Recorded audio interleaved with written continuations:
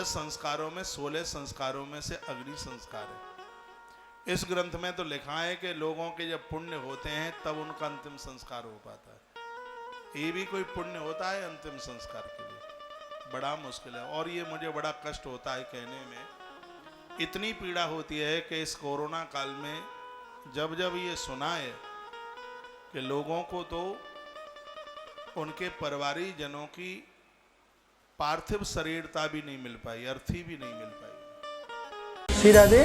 तुलसीवन आश्रम में आचार्य श्री कौशिक जी महाराज के सानिध्य में 13 अगस्त को सर्वदोष निवारण महायज्ञ होने जा रहा है। इस यज्ञ में आपके घर में किसी भी प्रकार का कोई विघ्न आ रहा है या आपके कुंडली में किसी भी प्रकार का दोष है, उस दोष को निवारण के लिए, समस्त विघ्न क्लेश के लिए आपको इस यज्ञ को करना चाहिए। आपके इस 5 मिनट के 20 मिनट के यज्ञ करने से आपके जीवन का कोई भी दोष का निवारण हो जाता है, तो इससे अच्छा कुछ नहीं है। इसलिए आप 13 अगस्त को रात्रि 8 बजे से 9 बजे तक आचार्य श्री कौशिक जी महाराज के यूट्यूब चैनल पर आप लोग लाइव देख सकते हैं। जैसे जैसे महाराज जी मंत्र का उच्चारण करेंगे, उन्हीं के साथ आप अपने अपने घरों में बैठ करके इस यज्ञ को कर सकते हैं। ये निःशुल्क है, बिल्कुल एक भी पैसा नहीं लिया जा रहा आप लोगों से।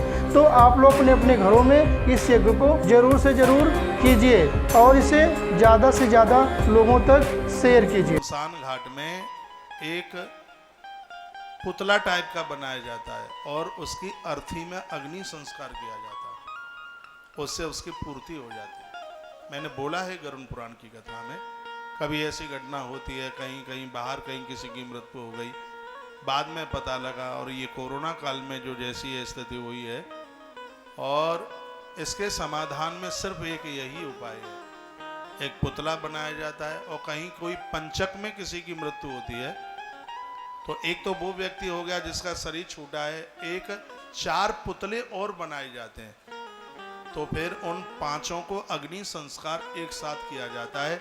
नहीं तो गरुड़ पुराण में ऐसा और लिखा है, पंचक में यदि किसी एक व्यक्ति की मृत्यु हुई और पंचक में उसका अग्नि दहन कर दिया तो ऐसा भी कारण बन सकता है कि उसके बाद में 4 की मृत्यु और हो सकती है।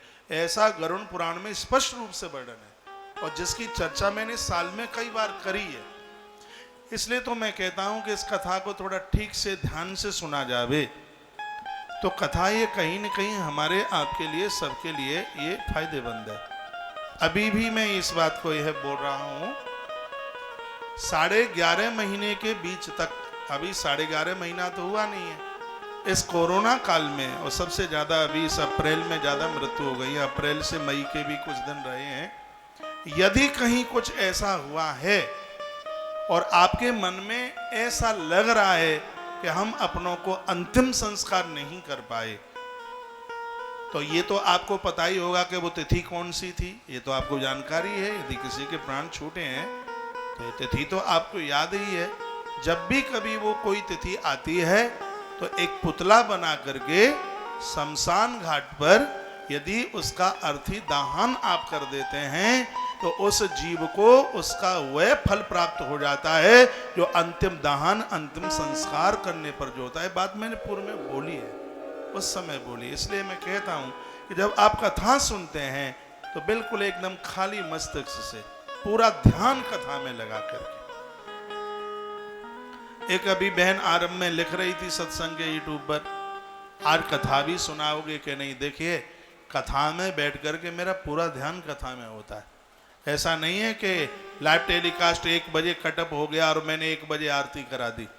मैं बहुत संगीत का प्रयोग कम करता हूँ कथा में। ज़्यादा से ज़्यादा मेरा ध्यान होता है कि कथा ज़्यादा से ज़्यादा। अब ये बीच में ये अनाउंस आप क्या समझते हैं, ये मुझे क्या ठीक लगते हैं? मुझे भी ठीक नहीं लगते बिल्कुल भी। एक बार नारायण सेवा संस्थान मुझसे कथा के लिए बोल रहा था। आरंभ में वृंदावन की कथा थी 2010 में, कहा कि हमारी कथाएं कर दीजिएगा। मैंने एक ही बात कह दी कि मैं कथा इसलिए नहीं कर पाऊंगा क्योंकि मेरी कथा में तो कंकड़ भी गिरता है, तो उसका भी मुझे बिल्कुल डिस्टर्ब होता है। लेकिन मुझे क्या पता था कि इन फंदों में मैं खुद फंस जाऊंगा। लेकिन आने वाला समय बहुत जल्दी वह होगा, ये मैं वायदा करके कह रहा हूँ। आप लोग अचंभित होंगे, आप कहेंगे ये वही महाराज हैं जो कथा सुना रहे हैं, जिनकी कथा में खूब अनाउंस होता था, अब तो कोई दान दक्षिणा की चर्चा ही नहीं होती। वो भी समय बहुत जल्दी आएगा।